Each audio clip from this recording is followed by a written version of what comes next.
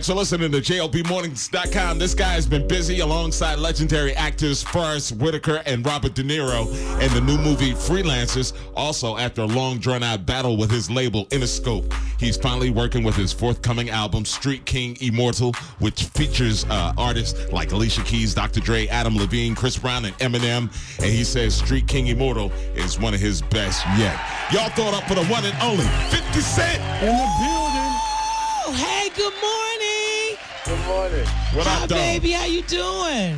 Everything's good, man. I'm back up in action. I'm in New York. I just got back actually I was in Berlin, Germany. Oh, wow. man. Traveling. Wow. Yeah, I was out there doing the IFA show. It's like their version of our Consumer Electronics show, the CES show we have in Las Vegas. Right. Yeah, I was promoting SMS audio out to my audio company, and then while I was out there, I got a phone call with Chris, like with his issues and stuff like that. So they flew me back.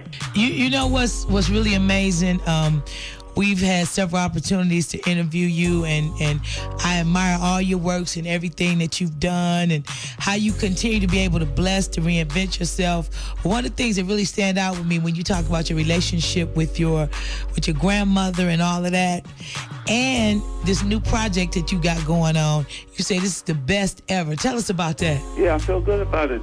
The Street King Immortal project, for me, it's like the timing on the record. It took so long for me to write. It took almost 3 years because in process, being my fifth album, it's the final requirement to the contract with Interscope. So I had to go through the audit process. And I was really frustrated and as far as the timing was concerned, because I'd go to the office, meet with the executives, and everybody would be like, okay, we ready? Yeah, let's go. And I put out a song last Memorial weekend, and it was a song Outlaw. Right. And it's supposed to come out alongside of a song that Dre did called Psycho, and we launched the record then. And it took till 3-4 weeks ago when I launched the New Day song with me, Alicia, and Dr. Dre. Yeah. To actually put the song out, because the audit and stuff wasn't actually settled. So the guys that I'm talking to are saying, yeah, let's do it, while everybody else is going, oh my God, we're going to have to pay them how much money before? They put the record out. But after we took care of the audit, then everybody's on deck, so I can get back to business as usual. Hey, we're talking to 50 Cent this morning. Hey, what do you have to say to people who are trying to boycott Chief Keef? I love Chief Keef. I love everything about that. That's what hip hop is. It's so raw. It just, a lot of times, people will talk and they'll say Chief Keef is they'll say he retarded. I said, no, he don't know. Okay. What's the matter with you? Chief Keef is my son's age. Okay, so the whole process of making him more aware, more cognizant of what's going on is you've taken on as a sense of your accountability because him and your son the same age. Right. No, I just understand it. Okay, I feel you.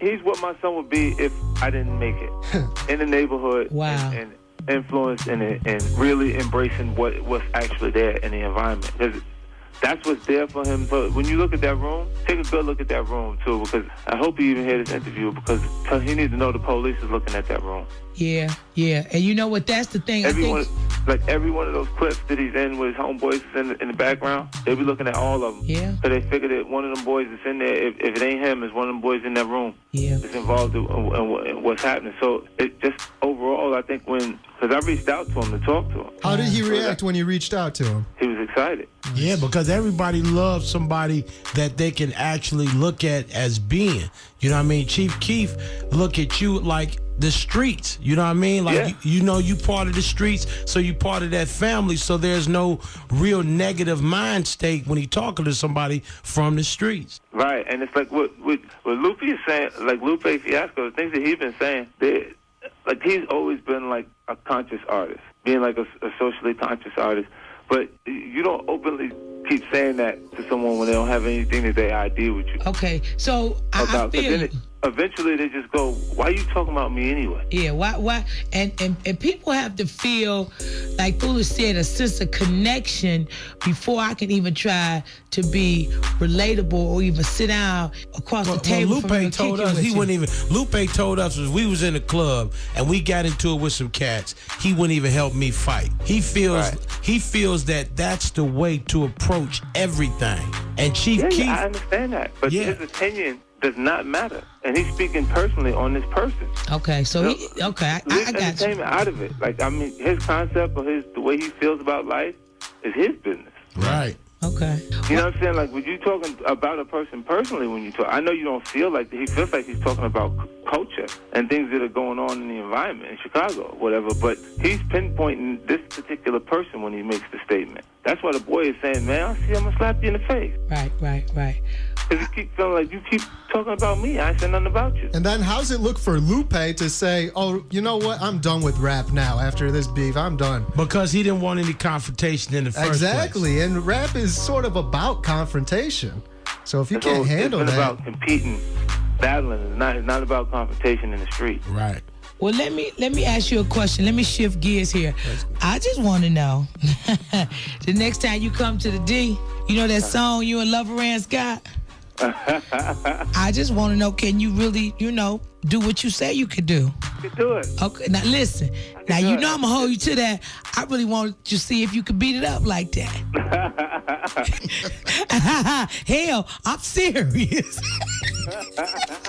Tell her 50 mess around and lacerate her liver, man. Listen. 50. I'm going to tell you this. Look, I can look up longer than you can look down. Oh, sure. Well, man, we'll be looking forward to checking you out along with Forrest Whitaker and Robert De Niro in the new movie Freelancers, man. You're doing big things, bro.